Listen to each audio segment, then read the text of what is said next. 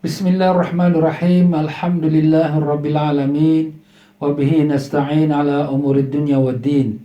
Allahumma salli wa sallim wa barik ala habibir rahman wa sayyidil akwan al-hadir ma'a man salla alaihi fi kulli zaman wa makan wa ala alihi wa sahbihi wa tabihi bi ihsan.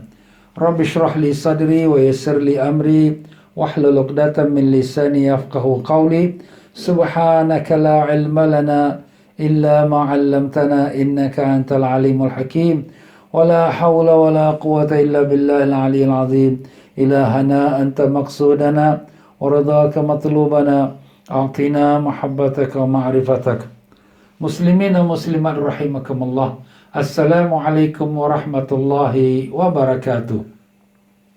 Alhamdulillah, menyambung kembali kita dalam pengajian, iaitu pengajian tentang puasa Ramadan yang kita ambil daripada kitab Marhaban Ya Ramadan, kitab yang telah disusun oleh seorang ulama di kota Madinah, iaitu As-Sayyid Muhammad Amin bin Idrus bin Abdullah bin Umar bin Syekh Abu Bakar bin Salim Ba'alwi Al-Husaini. Dia adalah keturunan Ahlul Bait, dan demikian juga dia adalah murid yang terulung, yang sangat rapat, yang sangat alim dengan gurunya yang dia belajar di kota Madinah, iaitulah Al-Habib Al-Alim Al-Allama Habib Zain bin Ibrahim bin Smith, ya rahimallahu ta'ala. Jadi kedua-dua mereka itu bermukim di Madinah, dan kedua-dua mereka itu ada lagi masih hidup di Madinah. Alhamdulillah, saya juga berkesempatan juga untuk bertemu dengan mereka. Syukur pada Allah.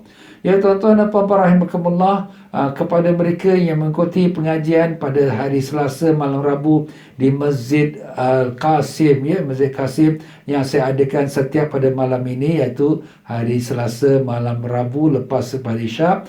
Maka pengajian kita pada malam ini akan kita bicarakan tentang ibadat puasa Ramadan. Jadi pengajian kitab yang kita selalu baca, Syekh Abdul Qadir Jalani Qaddasallahu Sirrul Aziz, akan kita hentikan buat seketika untuk kita nak bicarakan buat puasa Ramadan, kerana puasa Ramadan sudah hanya tinggal lagi 2 minggu sahaja. Jadi minggu ini dengan minggu depan akan kita bicarakan tentang puasa Ramadan, dan selepas tu kita akan lihat bagaimana kalau kita mampu untuk mengadakan tazkirah pada bulan Ramadan, insya-Allah. Maka dengan itu, kepada mereka yang baru mengikuti pengajian kita ini, maka saya sebenarnya telah mulakan pengajian mengenai puasa Ramadan ini daripada hari Jumaat yang baru ini. Hari Jumaat iaitu tanggal 10 hari bulan April. Dan kita akan teruskan sampailah 22 April setiap malam jam 9 malam. Jadi pengajian saya di masjid-masjid pun saya jadikan dia sebagai pengajian tentang puasa Ramadan. Dalam pelajaran kita yang malam semalam, kita telah membicarakan daripada tentang puasa yang diharamkan, yang dimakruhkan. Yang diharamkan ialah kita tahu puasa hari-hari kemuliaan seperti Hari Raya Idul Fitri, Idul Adha, dan juga diharamkan puasa hari Syak. Hari Syak tu hari yang diragukan, 30 Syaban. Diragukan kenapa? Kerana ada orang kata nampak anak bulan, tapi orang yang bercakap tu tak sempurna syaratnya, seperti kanak-kanak atau satu orang perempuan. Jadi dengan itu dia jadi jatuh hukum hari Syak, hari ragu-ragu, dan hari ragu-ragu tu tak bolehlah kita berpuasa padanya. Dan demikian juga ada sebahagian ulama kata selepas daripada nisfu Syaban haram kita berpuasa. Ada juga ulama kata makruh kita berpuasa selepas daripada nisfu Syaban, iaitu bermula pada 16 Syaban sampai akhir Syaban, seperti kita sekarang ini. Jadi di sini dimakruhkan. Kenapa? Kerana jangan sampai menjadikan kita penat dan letih dan tak kuat untuk kita nak menyempurnakan puasa Ramadan. Sebab puasa Ramadan tu wajib, yang puasa sunat Syaban ini sunat. Melainkan kalau orang yang sudah terbiasa puasa, seperti dia puasa rutin Senin Khamis, jadi dia nak teruskan Senin Khamis sampailah lepas Syaban, boleh, tak apa, sebab dia sudah terbiasa. Ataupun orang yang sudah meletakkan nazar ataupun dia qada puasa. Jadi qada puasa ni wajib, dia dah belum lagi habis qadanya pada puasa Ramadan yang lepas. Maka dalam bulan ini dah tinggal lagi berapa hari nak cepat-cepat habiskan. Itu pun dibolehkan juga walaupun lepas daripada nisfu Syaban. Dan demikian juga kalau orang yang sudah rutin puasanya, Rejab pun dia 1 bulan puasa, Syaban pun dia daripada awal dah mula puasa, jadi nak puasa terus sampai lepas nisfu Syaban boleh. Cuma kalau sekiranya bagusnya, janganlah dia menyambung puasa dengan Ramadan. Elatkan 1 hari atau 2 hari supaya membezakan dia dengan puasa Ramadan. Baiklah tuan-tuan dan puan-puan, jadi pada malam ini kita menyambung lagi dia di siapa yang ada kitab ini, ialah di muka surat yang ke-30. Muka surat ke-30 berkata kepada kita punya tuan pengarang kita atau tuan penyusul kita, Al-Habib Said Muhammad Amin bin Idrus Al-Idrus, dia pada keturunan Al-Idrus, dan juga semoga Allah Ta'ala tinggikan darjatnya dan melimpahkan rahmat padanya, dan juga melimpahkan ilmu yang dia ditulis ini menjadi barakah kepada kita, dan kepada gurunya juga, iaitu Al-Allamah Al-Faqih Al-Habib Zain bin Ibrahim bin Semit. Semoga Allah Ta'ala tinggikan darjatnya dan melimpahkan rahmat kepadanya, dan juga memberkatkan ilmunya kepada kita, kepada dua-dua guru kita itu. Kita hadiahkan suratul Fatihah. A'udzubillahi minasyaitonirrajim. Bismillahirrahmanirrahim. Alhamdulillahirabbil alamin arrahmanir rahim maliki yaumiddin. Iyyaka na'budu wa iyyaka nasta'in ihdinas siratal mustaqim.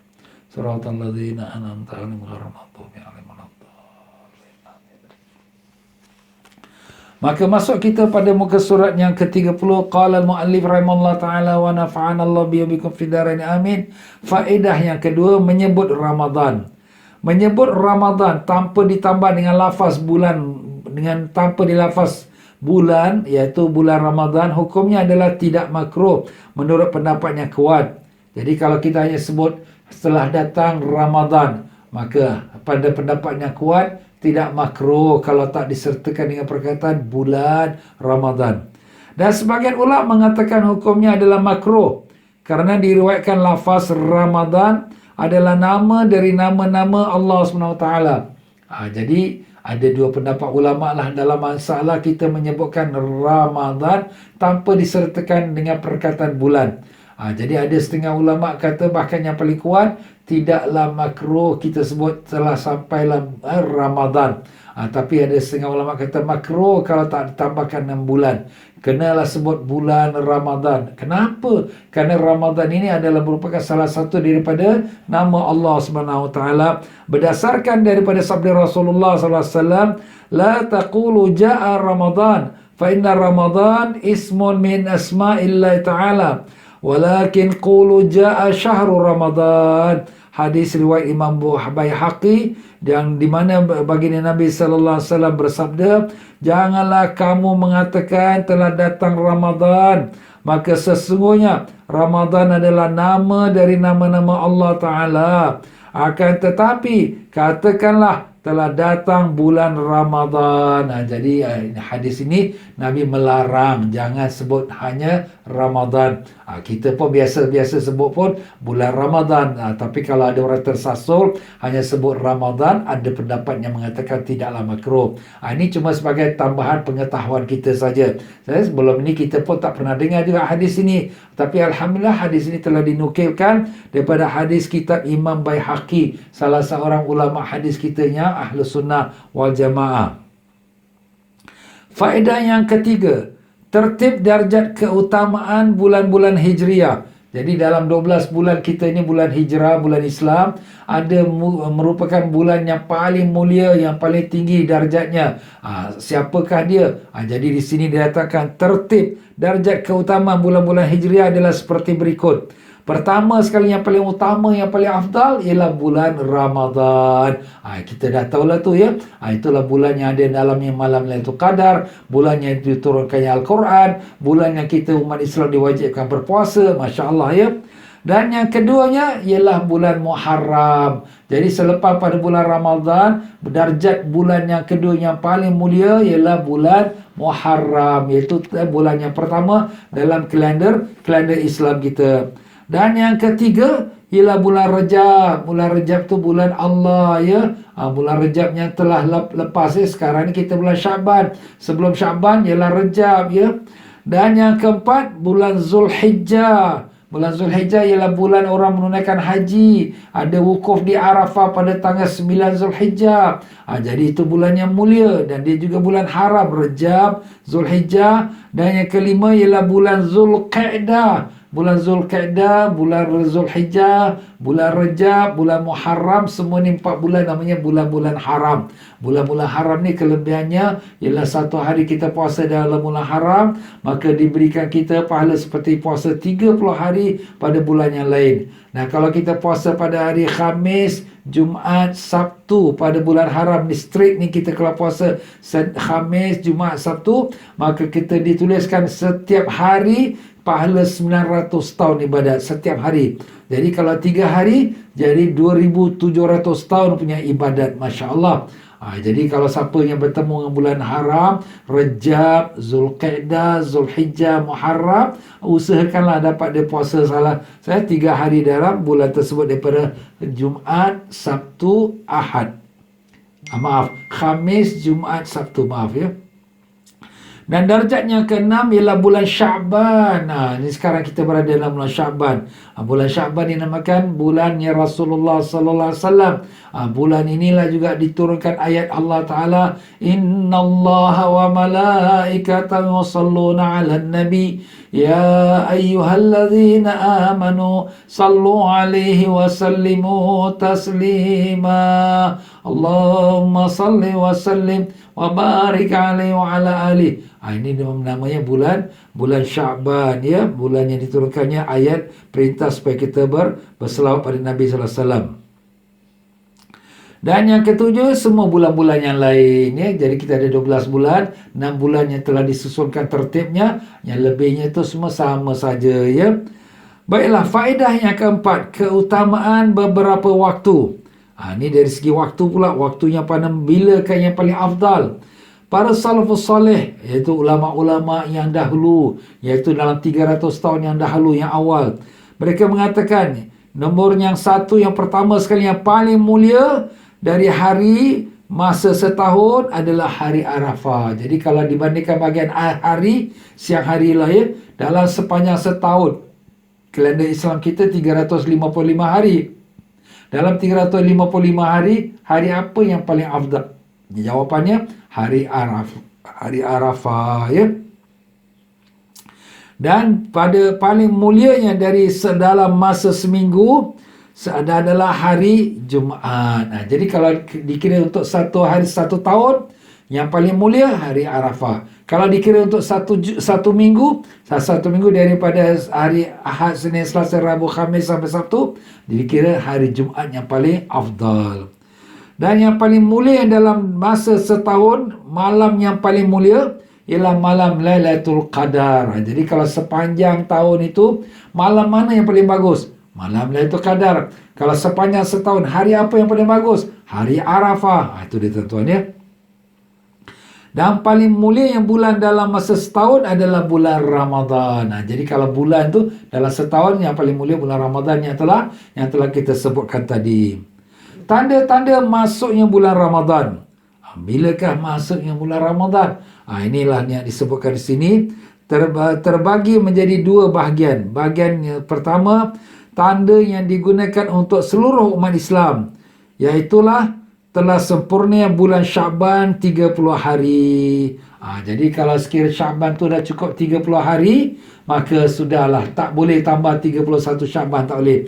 Yang berikutnya ialah 1 Ramadan. Jadi kalau sudah cukup 30 hari ya. Berdasarkan kepada sabda Nabi sallallahu alaihi wasallam, sumu li ru'yati wa aftiru li ru'yati fa in ghumma 'alaikum fa akmilul 'iddata 30 yauma. Rawahu Baihaqi. Artinya, berpuasalah kamu ketika melihat hilal, iaitu anak bulan Ramadan, dan berhentilah berpuasa ketika kamu melihat anak bulan Syawal. Dan jika tidak nampak bagi kamu anak bulan Ramadan, maka sempurnakanlah jumlah hari di bulan Sya'ban selama 30 hari. Jadi itulah dia tuan-tuan ni. Jadi kita ni berpuasa ini mengikut kepada bulan. Jadi kalau sekiranya tak nampak anak bulan Ramadan, Sya'ban tu dikompletkan menjadi 30 hari. Jadi kalau dah 30 hari, besok boleh 31 orang Sya'ban? Tak boleh. Besok wajiblah menjadi 1 Ramadan. Itu dengan kita menghitung bulan Sya'ban. Itu cara yang pertama. Cara yang kedua ialah dengan melihat anak bulan Ramadan oleh seseorang yang memiliki sifat adil. Sifat adil, ya. Iaitu seorang lelaki yang baligh, yang berakal dan bukan orang fasik. Jadi maknanya orang yang nak jadi saksi, nak melihat, aku kena nampak anak bulan, kita kena tengok dia ni orang adil ke tidak. Apa syarat adil? Adil tu pertama, dia mesti orang lelaki. Orang perempuan tak sah. Dan mesti dia baligh, bukan budak-budak. Dan mestilah dia berakal, bukan orang gila. Dan keempatnya, bukan orang fasik. Bukan orang fasik tu maknanya bukan orang yang buat maksiat. Macam mana dikira orang yang fasik? Orang yang fasik tu orang yang senantiasa melakukan dosa-dosa kecil ataupun sekali-sekala melakukan dosa-dosa besar. Nampak? Jadi kalau dia suka tengok gambar-gambar maksiat, dia na'udzubillah, itu orang fasik namanya. Ataupun sekali-sekala dia buat dosa besar, dia na'udzubillah, dia berminum arak atau sebagainya, maka orang yang macam itu tak boleh diterima dia sebagai saksi, tak boleh. Jadi mesti orang yang adil lah. Orang adil ni orang yang baik lah. Dia kuat amal ibadat, tak ada buat dosa-dosa besar. Kalau dosa kecil pun, dia pun taklah selalu, tapi selalu bertaubat. Kalau buat dosa besar, dah pernah buat sekali, tapi lepas tu dia taubat pada Allah, itu tak ada. Itu masih lagi dikira adil. Cuma yang adil, yang dikira fasik tu, dia melazimi, membiasakan dosa besar, sekali-sekala buat, na'udzubillah min zalik. Ataupun dosa kecil, selalu dia buat dosa kecil, na'udzubillah min zalik. Jadi itu semua orang yang fasik, yang tak boleh diterima akan kesaksiannya. Dan telah dilaporkan hal tersebut kepada hakim, dan hakim telah menerima kesaksiannya. Jadi orang ini yang melihat anak bulan, lelaki, dah baligh, berakal dan bukan orang fasik, dia ni pergi jumpa pada hakim. Hakim, aku nampak anak bulan Ramadan tadi petang. Maka hakim pun tengok orang ni dengan sifat-sifatnya, hakim pun berterima. Maka dengan itu hakim pun isytiharkan. Maka wajib bagi umat Islam di negara tersebut untuk berpuasa. Jadi kalau dah macam tu, wajiblah berpuasa dengan penyaksian tersebut. Kalau orang yang menyaksikan itu, dia tak beritahu pada hakim, dia duduk di padang pasir, dia tak bagi tahu pada hakim. Hakim pun tak tahu nampak anak bulan ke tak nampak anak bulan. Dan kemudian lepas tu besok orang pun ingat, besok 30 Syaban. Jadi itu tak menjadi 1 Ramadan. Tak wajib lagi. Kenapa? Sebab tak ada orang yang bagi tahu. Ataupun orang ni dia dah nampak, dia berjumpa pada hakim, tapi hakim masa ragu-ragu nak terima orang ini. Macam was-was, dia ni macam betul ke tak betul ni, aku tak pernah kenal dia. Jadi itu hakim tak terima dia, tak terima penyaksiannya, maka tak dapatlah dinamakan wajib berpuasa lagi. Jadi puasa wajib tu dapatlah dimulakan dengan menggenapkan 30 hari Sya'ban ataupun dengan penyaksian seorang yang mencukupi syarat adil dan disampaikan kepada hakim, dan hakim pun boleh menerimanya. Ini berdasarkan pada sepotong hadis pada Ibnu Abbas radhiyallahu anhuma, bahawa dari sahabat Ibnu Abbas radhiyallahu anhuma berkata, datang seorang pendalaman, orang badui lah, orang dusun, orang kampung, kepada Nabi sallallahu alaihi wasallam seraya berkata, sesungguhnya aku melihat hilal, iaitu nampak anak bulan Ramadan. Dan maka Nabi sallallahu alaihi wasallam pun berkata, apakah kamu bersaksi tidak ada Tuhan selain Allah? Kamu ni beriman tak pada Allah? Orang tersebut jawab, ya, aku bersaksi. Nabi berkata, apakah kamu bersaksi bahawa Muhammad adalah utusan Allah? Percaya tak Nabi Muhammad SAW utusan Allah? Dia menjawab, ya. Maka Nabi SAW berkata, wahai Bilal, khabarkanlah kepada orang-orang untuk berpuasa pada esok hari. Nampak tuan-tuan? Jadi Nabi SAW menerima khabar ini pada orang yang tak kenal, tapi orang ini nampak macam orang jujur, dan tapi nak tahu dia orang Islam ke tidak. Akhirnya bila Nabi dah tahu dia orang Islam, dan Nabi yakin, dan Nabi suruh Sayyidina Bilal untuk mengumumkan kepada manusia supaya puasa esok hari. Hadis diriwayatkan oleh Ashabus Sunan, mana oleh banyak para kitab-kitab hadis yang Ashabus Sunan. Baiklah, masuknya bulan Ramadan.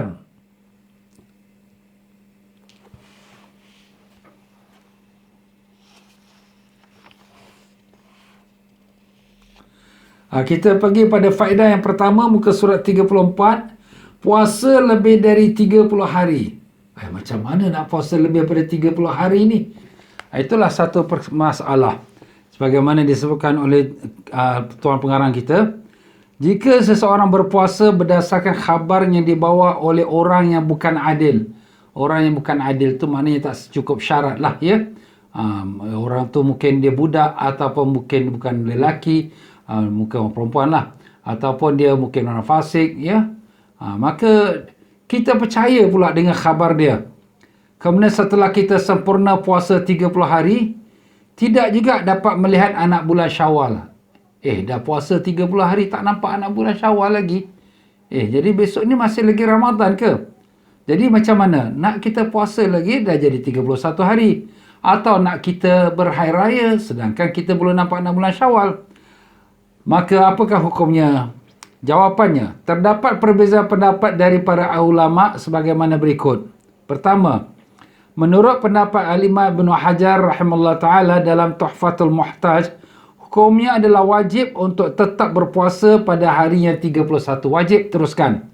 Dah hari 31? Ya, wajib. Pasal khabar yang kau dapat daripada berita tentang nampak anak bulan Ramadan tu, itu daripada orang yang tidak adil. Tak cukup syarat. Kau percaya. Jadi di sini menunjukkan bahawa Ramadan belum lagi selesai. Jadi Ramadan tu sebenarnya belum lagi bermula pada hari kau mula puasa.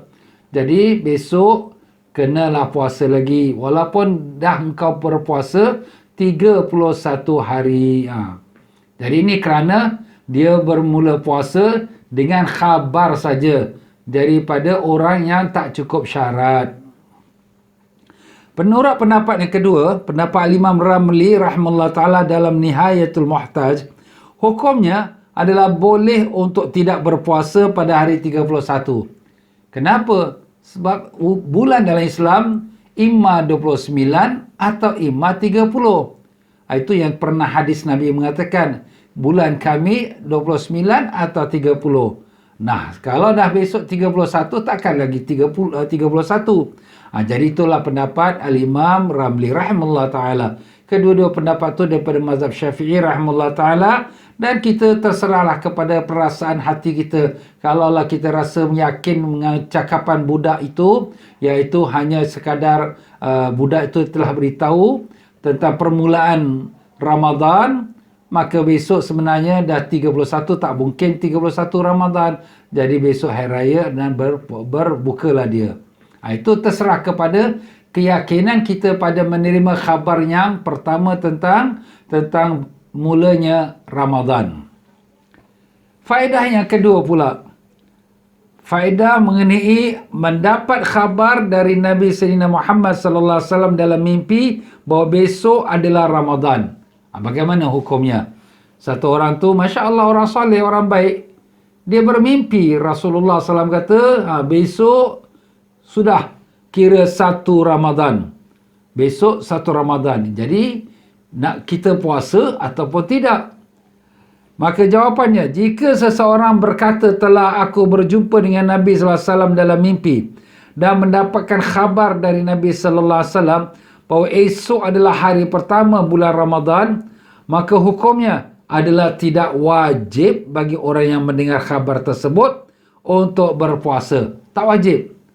Kenapa tak wajib pula? Ini dia mimpi Nabi SAW saya cakap ni. Takkan Nabi nak bohong pula? Masya Allah, subhanallah. Tetapi kenapa ulama kata tidak wajib? Maknanya tak wajib tu maknanya tak ikutlah apa yang dalam mimpi tu kata. Bagi orang yang mendengar khabar tersebut untuk berpuasa tidak wajib, bukan disebabkan ragu dengan khabar dari Nabi sallallahu alaihi wasallam, akan tetapi keraguan atas kebenaran mimpi tersebut, dan disebabkan pula kerana seseorang yang sedang tidur tidak memiliki kemampuan berfikir secara sempurna, agar dapat memahami ucapan Nabi sallallahu alaihi wasallam secara benar. Jadi bukan maknanya kita nak kata, kau bohong ah. Itu bukan mimpi Nabi. Kita tak kata macam tu. Tapi kita takut orang ini keliru. Orang yang mimpi ini keliru. Kenapa? Mungkin dalam percakapan Nabi itu dia tak begitu dapat jelas ataupun dia tak dapat fikirkan. Kerana dia dalam mimpi. Jadi dalam mimpi ini bukan dapat kita memikirkan apa yang betul ataupun tidak. Jadi atas dasar itu juga, maka tidaklah menjadi wajib orang itu memulakan puasa Ramadan walaupun dia bermimpi Rasulullah sallallahu alaihi wasallam mengatakan besok 1 Ramadan. Wallahu alam. Ini terserahlah ya. Mungkin ada ahli kasyaf, dia dapat melihat Nabi sallallahu alaihi wasallam secara jelas yang mengatakan besok 1 Ramadan. Itu kita tak boleh kata apa. Tetapi maksud di sini dari segi hukum orang awam, orang ramai, dia tak boleh jadikan itu satu pegangan. Dia kalau orang tu mimpi tu satu orang dia sajalah. Tapi kalau sekiranya orang ramai kita nak buat hukum, kita berdasarkan kepada syariat, imma dia tu dengan sempurnakan 30 Sya'ban baru masuk 1 Ramadan, ataupun seorang saksi yang adil yang cukup syaratnya yang menyaksikan bahawa dia melihat anak bulan Ramadan. Jadi barulah boleh diterima. Ini telah disebutkan di dalam kitab Mughni Al-Muhtaj. Wallahu alam. Faedah yang ketiga. Jika seseorang bermusafir pada akhir bulan Sya'ban. Soalan dia. Jika seorang bermusafir pada akhir bulan Sya'ban dari satu kota yang tidak berpuasa, kerana tidak lagi atau belum terlihat anak bulan, menuju kota yang penduduknya berpuasa, kerana telah melihat anak bulan, atau sebaliknya, apakah wajib baginya untuk berpuasa ataupun tidak? Ini kalaulah orang nak musafir. Dia musafir di akhir Sya'ban. Akhir Sya'ban tu mungkin pada tanggal 30 hari bulan Sya'ban. 30 Sya'ban atau 29 Sya'ban. Kalaulah dia bermusafir di negeri dia belum mula puasa sebab tak nampak anak bulan, maka dia pun bermusafir pergi ke satu negeri yang dia pergi itu pula orang berpuasa. Macam mana ni? Pasal mereka nampak anak bulan. Atau sebaliknya pula, kita datang daripada negeri yang berpuasa, kita dah 1 Ramadan. Semalam 29 Sya'ban, hari ini 1 Ramadan. Negeri kita dah nampak anak bulan. Kita pergi musafir ke negeri yang mana belum nampak anak bulan. Jadi mereka tak puasa pula. Macam mana ni? Aku puasa, diorang tak puasa. Nak buka ke tak buka? Inilah jawapan dia pula. Terdapat perincian hukum sebagaimana berikut. Pertama, jika penduduk kota yang dituju dalam keadaan berpuasa, kerana mereka telah melihat anak bulan Ramadan, maka wajib baginya untuk ikut berpuasa. Hal ini jika dia sampai ke kota tersebut sebelum azan subuh. Kita daripada negeri yang belum start puasa. Hari ini di negeri kita cukupkan 30 Sya'ban. Kenapa? Sebab semalam tak nampak anak bulan. Jadi hari ini 30 Sya'ban. Okey. Kita pun berangkat belayar. Kita belayar sampai satu negeri. Negeri itu berpuasa pula. Diorang dah 1 Ramadan lah hari ini. Sekarang ni macam mana? Kalaulah sekira kita sampai ke negeri yang kita pergi itu yang berpuasa, belum azan subuh. Maknanya masih lagi waktu makan sahur. Belum azan subuh. Tapi sudah diumumkan negeri ini akan puasa sebab sudah nampak 6 bulan. Maka wajiblah kita berpuasa mengikut tempat yang kita tuju kerana kita sudah sampai dan belum lagi azan subuh dan orang sana sudah nampak 6 bulan, maka kita wajib berpuasa. Dan jika sekiranya dia tiba ke kota yang dituju setelah azan subuh, sedangkan dia tidak dalam keadaan berpuasa, maka sunat baginya untuk menahan diri dari seluruh yang membatalkan puasa sampai terbenamnya matahari pada hari tersebut. Dan wajib baginya untuk qada puasa jika dia tetap tinggal di kota tersebut sampai hari raya Aidil Fitri. Kita sekarang musafir 30 Sya'ban. Di negeri kita belum lagi berpuasa kerana tak nampak anak bulan. kita pergilah musafir pergi satu negeri dan sampai di negeri tersebut dah pagi dah pukul 10 pagi, pukul 12 tengah hari. Dan di negeri itu orang-orang berpuasa kerana satu Ramadan. Negeri itu nampak anak bulan semalam. Jadi macam mana ni? Aku tak puasa ni. Ni orang-orang semua puasa. Kita imsak, tahan diri kita daripada perkara yang membatalkan puasa. Walaupun kita tak berpuasa sebab kita tak niat, kita dah makan dah pagi tadi pun. Tetapi kita kerana menghormati bulan Ramadan, maka kita tak makan minum, tak melakukan perkara yang boleh batalkan puasa. Dan sampailah maghrib kita berbuka. Nah, di sini kita dapat pahala tak? Yes, kita dapat pahala. Kenapa? Kerana kita menghormati bulan Ramadan. Menghormati Ramadan, wajib hukumnya. Jadi wajib kita tunggu sampailah waktu berbuka puasa, kita buka puasa. Tapi kita dapat pahala walaupun itu tak dikira satu Ramadan. Untuk kita lah.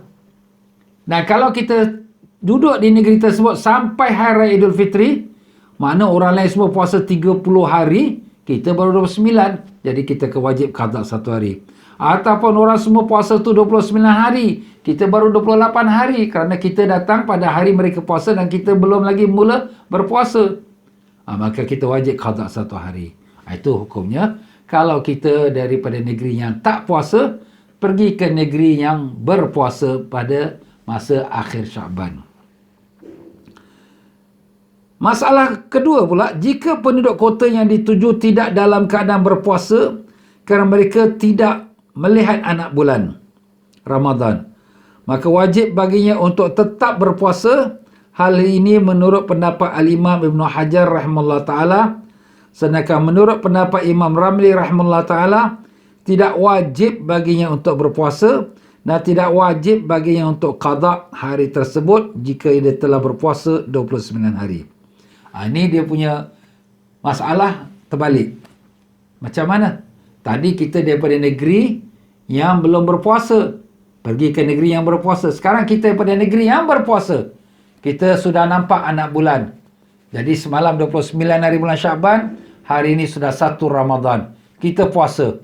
Kita pun berangkat belayar pergi ke negeri. Sampai negeri yang kita tuju, mereka tidak puasa. Kenapa? Sebab mereka tak nampak anak bulan. Jadi mereka cukupkan 30 Syaban. Jadi mereka tak puasa. Ustaz, saya sekarang setengah puasa ni. Nak batalkan ke atau teruskan puasa? Ada dua pendapat ulama mazhab Syafi'i kita. Imam Ibn Hajar kata, teruskan puasa. Dan kata Imam Ramli, kita boleh buka. Kenapa? Sebab belum lagi puasa. Ni tempat yang kau ada sekarang ni, belum lagi mula berpuasa. Jadi kau boleh berbuka. Dan kalaulah sekiranya kita punya duduk di situ sampailah akhirnya bulan Ramadan. Bulan Ramadan tu mereka puasa 29 hari. Maka kita tak wajib qada. Ustaz, negeri kita dah mula, negeri kita 30 hari. Betul, tapi kau sekarang berada di negeri yang berpuasa 29 hari, maka kau puasa 29 hari dan tak wajib qada. Itulah hukum dia. Ini kadang-kadang berlaku juga ya. Kalau sekiranya masa orang pergi umrah pada akhir Syaban, sampai Mekah, Mekah dah mula puasa, kita belum lagi. Atau Mekah dah tak puasa lagi, kita dah mula puasa. Ini mungkin berlaku. Jadi inilah dia panduan untuk kita nak mula puasa, iaitu pada akhir Syaban bila kita bermusafir ke negeri yang sudah mula puasa atau yang belum mula puasa. Allahu a'lam. Dan faedah yang keempat, jika seorang musafir pada akhir bulan Ramadan, ni akhir bulan Ramadan pula, nak cerita bab hari raya pula. Jika seorang musafir pada akhir bulan Ramadan dari satu kota yang tidak berpuasa, yang tak berpuasa tu maknanya sudah hari raya, kerana telah melihat anak bulan Syawal, menuju kota yang berpuasa kerana belum melihat anak bulan Syawal, atau sebaliknya. Jadi dia daripada negeri yang dia dah hari raya, dia pergi ke negeri yang belum hari raya. Ini dia akhir Ramadan lah. Ramadan kita 29 hari. Jadi kita hari ini 1 Syawal, kita dah hari raya. Kita pun berangkat belayar. Sampai negeri kita tuju, orang tu masih puasa lagi, orang kat negeri kita pergi ni. Belum hari raya, pasal tak nampak anak bulan. Atau sebaliknya. Sebaliknya kita ni daripada negeri yang masih puasa. Hari ini 30 Ramadan. Kita pun berangkat. pergi satu negeri, negeri ini dah satu Syawal dah. Mereka nampak anak bulan, kita tak nampak. Jadi mereka dah hari raya satu Syawal. Macam mana keadaan diri kita? Inilah jawapannya. Jawabnya, wajib baginya untuk mengikuti keadaan kota yang dituju, baik mereka dalam keadaan berpuasa atau tidak. Wajib ikut. Negeri yang kita pergi tu sedang puasa, sedangkan kita dah raya dah di negeri kita, maka kita wajib ikut negeri yang berpuasa tu. Kalaulah kita dah makan pada pagi hari, kita tahan diri kita, jangan makan minum sampailah buka puasa negeri tersebut. Ataupun kita pada negeri yang kita belum hari raya, kita masih puasa 30 Ramadan, sampai negeri yang kita tuju sudah satu Syawal, wajib kita buka puasa, kerana itulah negeri yang sudah nampak anak bulan. Jadi kita wajib berhari raya, tak boleh puasa. Jadi makna kita ikutlah ya di negeri itu apa yang dilakukan oleh orang negeri tersebut, kerana mengikut mereka mendapat melihat anak bulan ataupun tidak.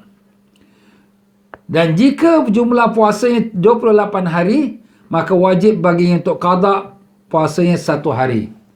Jadi kalau sekiranya kita daripada negeri kita, yang di mana negeri kita ini masih berpuasa, kita pergi ke negeri orang yang sudah berbuka puasa, sudah berhari raya. Saya hari ini 29 hari tau. Kalau saya buka puasa ni, ikutkan negeri yang saya pergi ni, saya 28 hari. Yes, you wajib buka puasa kerana menghormati dan mengikut negeri yang kamu pergi itu. Dan wajib kamu qada 1 hari. Kenapa? Sebab bulan Islam hanya 29 atau 30. Dia tak ada 28, dia tak ada 31. Jadi begitulah dia. Jadi kesimpulannya, apabila kita berangkat atau kita belayar di akhir Ramadan sampai ke negeri yang kita tuju tu, tak seperti mana kita pada permulaan negeri kita. Kita dalam negeri kita puasa sampai negeri yang kita dah berbuka, kita wajib buka. Kalau kita sudah berbuka, kita sudah berhari raya, kita pergi ke satu negeri yang masih lagi puasa Ramadan, wajiblah kita puasa Ramadan. Dan kita, kalau tak puasa secara sempurna, kita kena hormat sampailah berbuka puasa. Itulah dia ya, para jemaah sekalian, mengenai orang yang bermusafir akhir Ramadan. Jadi kita dah dapat 2 pengajian. Orang yang bermusafir di akhir Syaban dengan awal Ramadan, dan orang yang bermusafir akhir Ramadan yang bertemu dengan awal Syawal.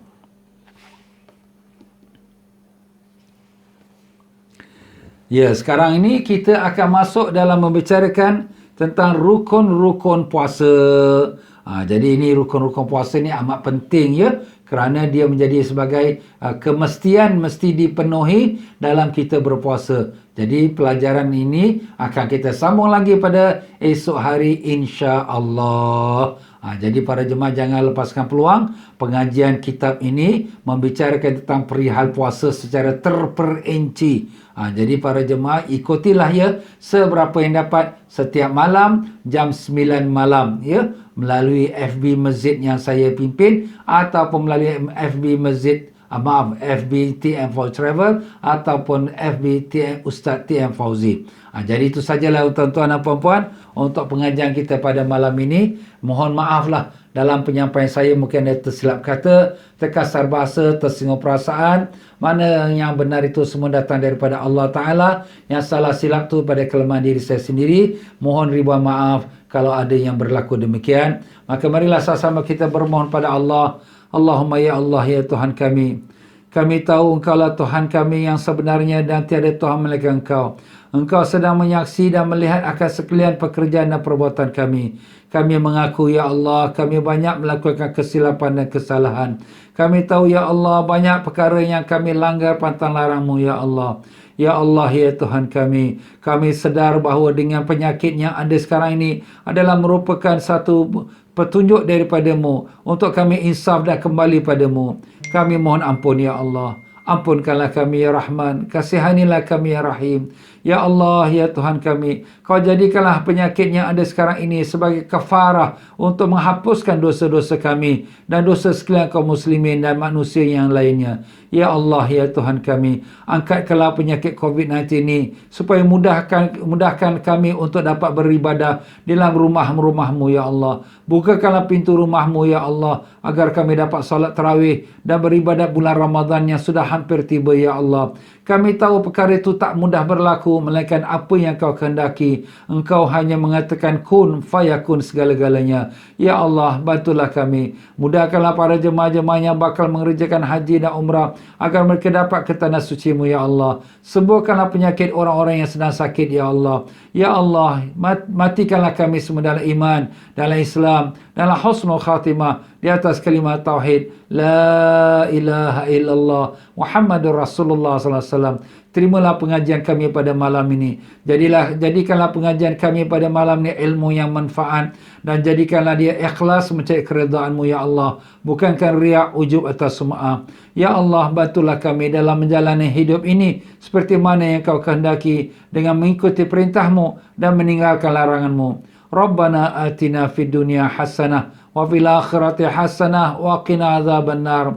Allahumma barik lana fi Rajab wa Sya'ban wa ballighna Ramadan. Ya Allah, berkatkanlah kami pada bulan Rajab yang lalu dan bulan Sya'ban yang ada ini, dan sampaikanlah kami kepada bulan Ramadan dengan berkat Nabi kami Rasulullah sallallahu alaihi wasallam. Wa sallallahu ala sayyidina Muhammad wa ala alihi wasallam. Walhamdulillah rabbil alamin. Astaghfirullahalazim, astaghfirullahalazim, astaghfirullahalazim. Subhanakallahumma wa bihamdika ashhadu an la ilaha illa anta astaghfiruka wa atubu ilaik. Wabillahi taufiq wal hidayah. Wassalamualaikum warahmatullahi wabarakatuh.